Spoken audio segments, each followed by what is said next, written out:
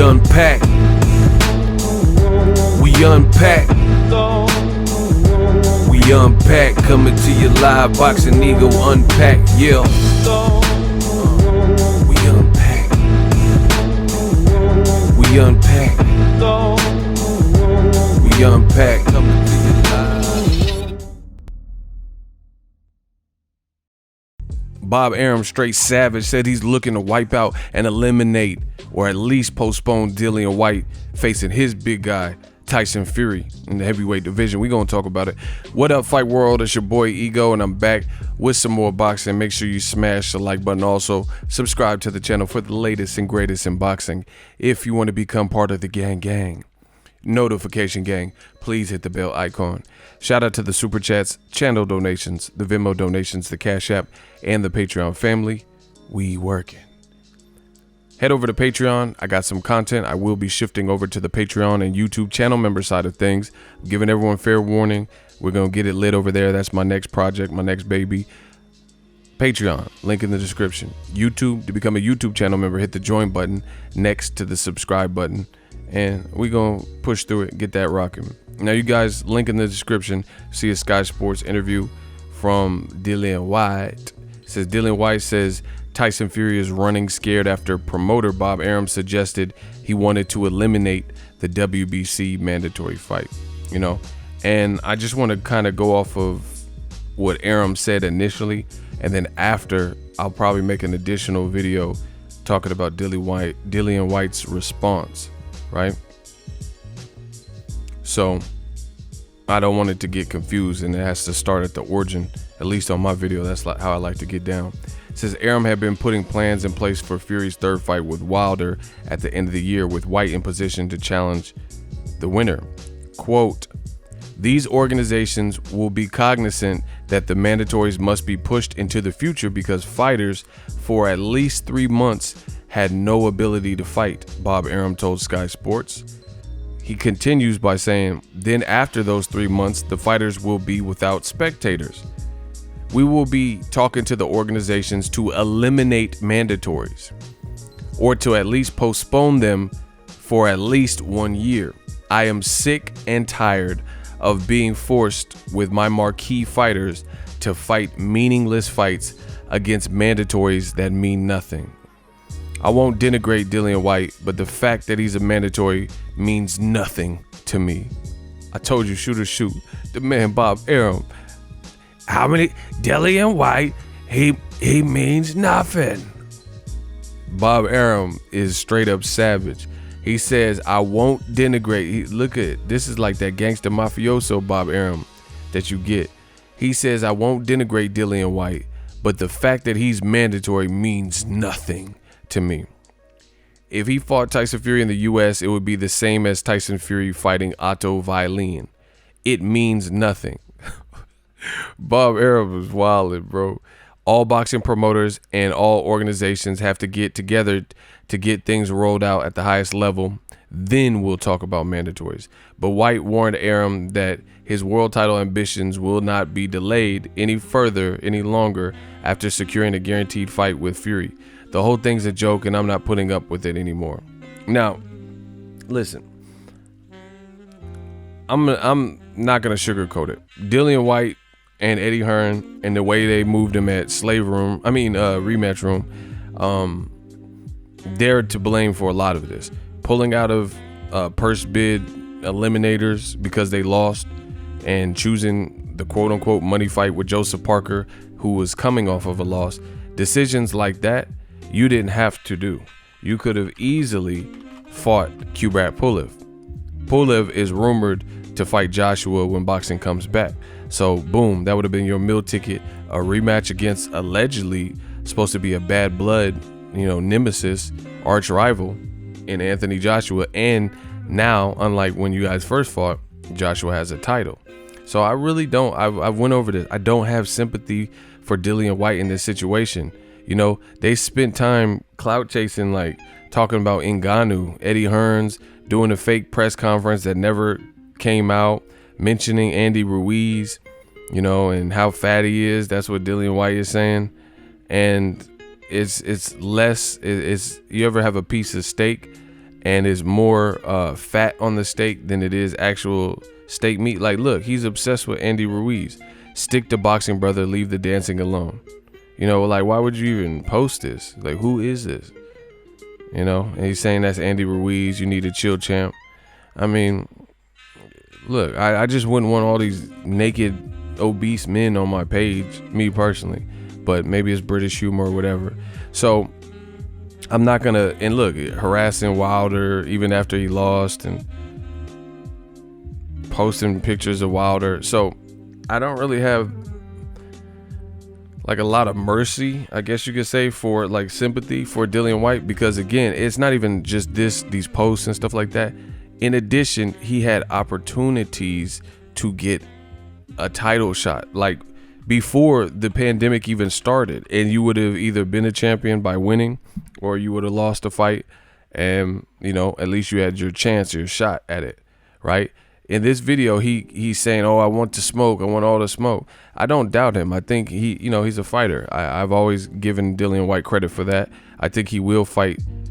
I think he will fight whoever. I don't think he's scared or anything like that.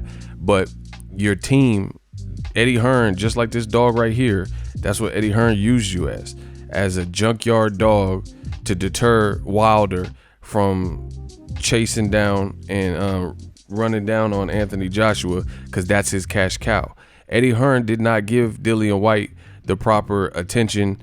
It was all about Joshua. Joshua, he's the breadwinner. He's the cash cow, you know, and his stock is dropped. And then after Ruiz beat Joshua, then you started seeing Dillian Whyte name mentioned a little bit more and a little bit more favorable talks. That's because, you know, AJ's profile was shot. You know, Ruiz had beaten him. He wasn't expected to beat him. So then he started showing a little bit more attention to Dillian Whyte and spreading the love a little bit. And now Dillian Whyte's upset.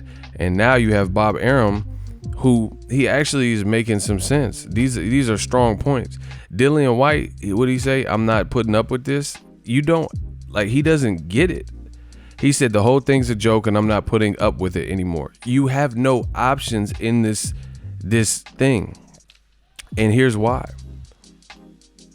One, Bob Arum, what he's saying here actually makes sense.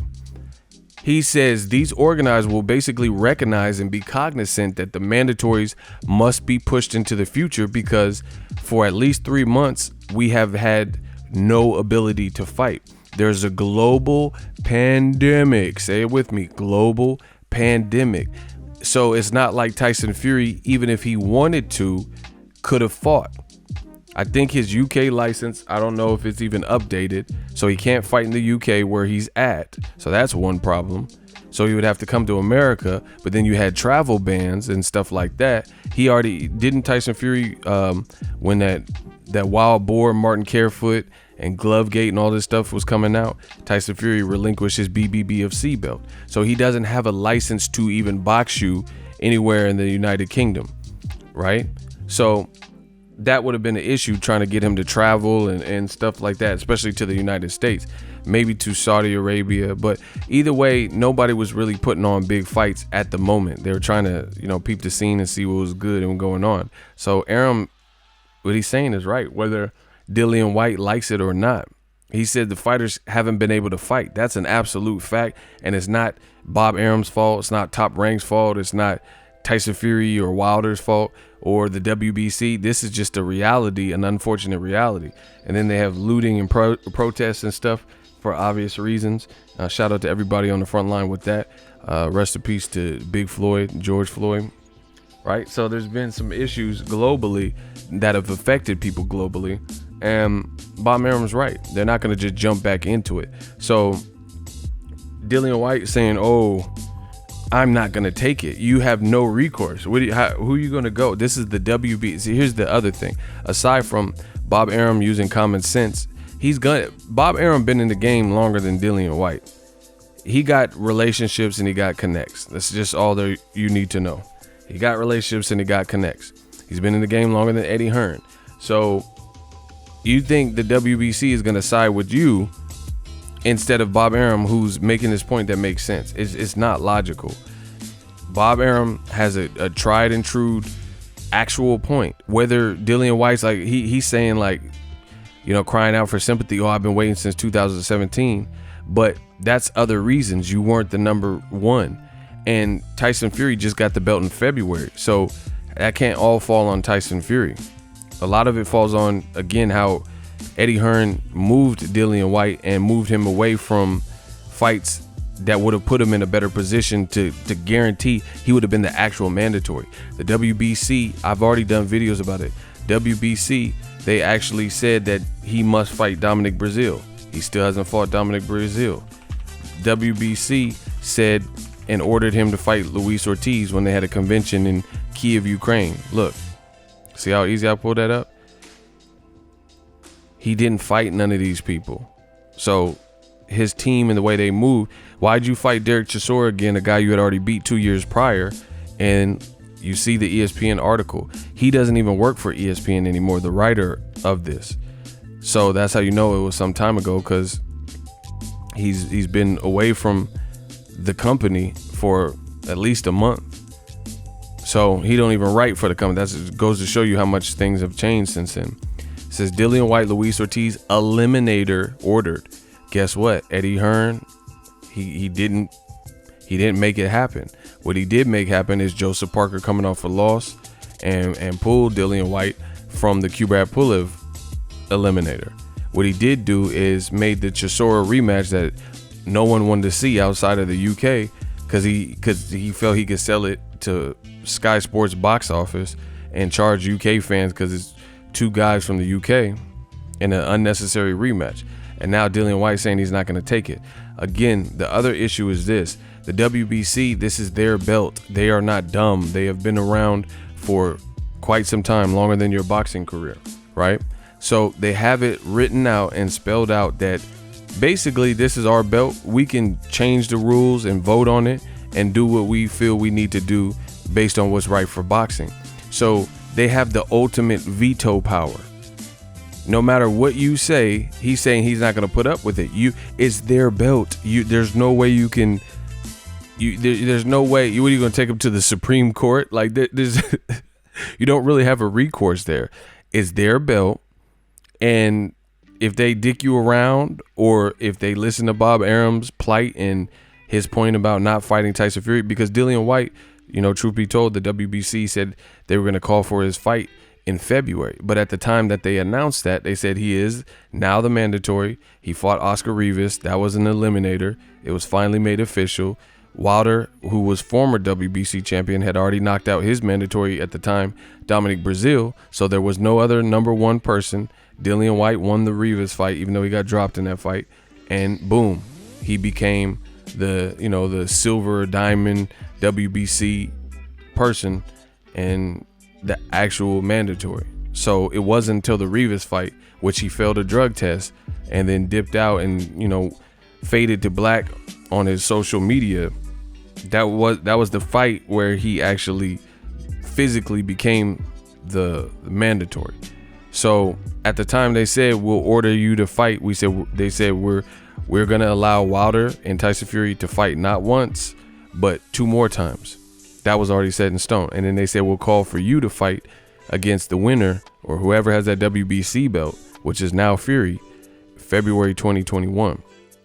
But the problem is there's no way that the WBC or anybody else could foreshadow what was once in a decade type of outbreak, and a pandemic that would cripple all of live sports for some time. So I just don't see Dillian Whyte, no matter how mad, how long he feels he's been waiting, you don't have a bigger case, and if this is a court kind of judgment protocol where there's a committee that votes on it, I don't see how the WBC is going to vote on behalf of what Dillian Whyte's talking about, saying, oh, he just deserves a shot, he's been waiting. Bob Arum, his point makes more sense. He's telling you, how you gonna make me, if my fighters haven't been able to train, they can't spar, there's travel bans, there's potentially no crowds, we still haven't got the Wilder part 3 out the way. We don't know if Wilder comes back and he's re-energized, and he uses the anger from the George Floyd protests and comes back and knocks Tyson Fury's head off. We don't know any of these things. So there's no way that I can see the WBC not taking all these types of things into consideration. That's it. They're going to take this stuff into consideration. That, yeah, we said February, but what Arum's saying, he's making a great point. He says after 3 months, still we won't have spectators. So he's going to say, hey, be reasonable, guys. It says we will be talking to the organizations to eliminate mandatories. Another thing is, this shows me that Lomachenko, Top Rank, wanted him to become the franchise champion. Because listen to how Arum's talking. He's like, nah, we're going to be talking to these organizations and we're going to eliminate the mandatories. In essence, that's exactly what was done for Lomachenko. Devin Haney popped up as another guy on DAZN, just like Dillian Whyte's been fighting on DAZN. Another Eddie Hearn opponent that's a mandatory popped up for his fighter. Guess what? Bob Arum made that go away.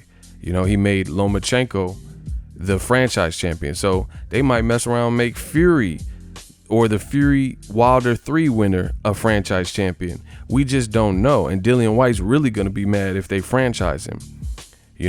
Listen to Bob Arum. Again, he gets stuff done.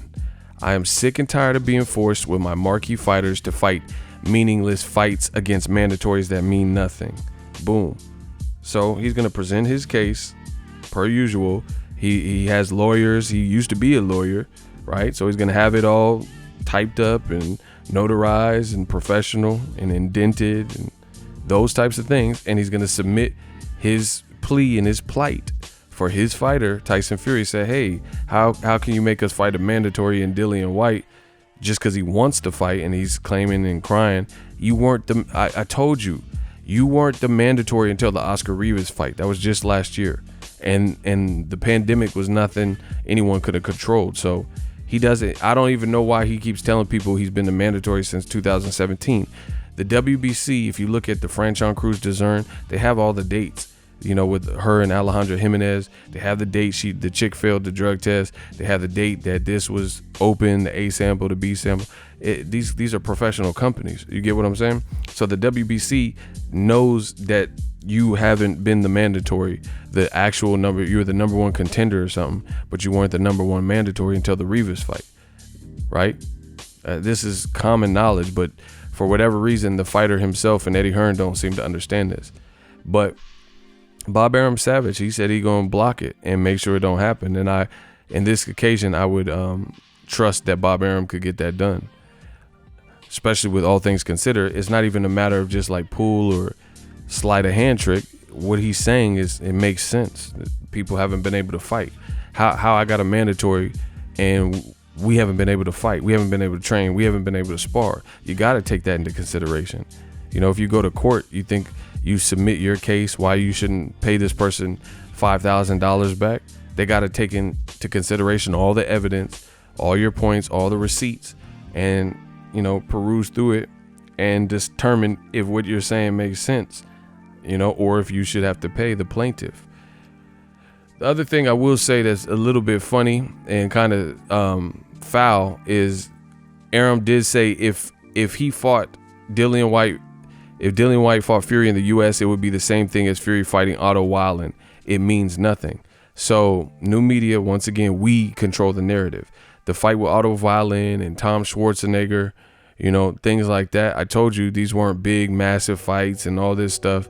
And they were kind of meaningless fights that really didn't need to happen. Even though the Otto Wallin fight ended up being better than expected, it shouldn't have been. And that was really because of the cut on Tyson Fury, and maybe he underestimated Otto Wallin. But Bob Arum is admitting that he said it means nothing, that those fights mean nothing. So it's kind of funny how that happens. He's now admitting that the fight means nothing, but we'll see. We'll see what happens with Dillian Whyte. I know he's angry because he feels he's deserving and he's been waiting.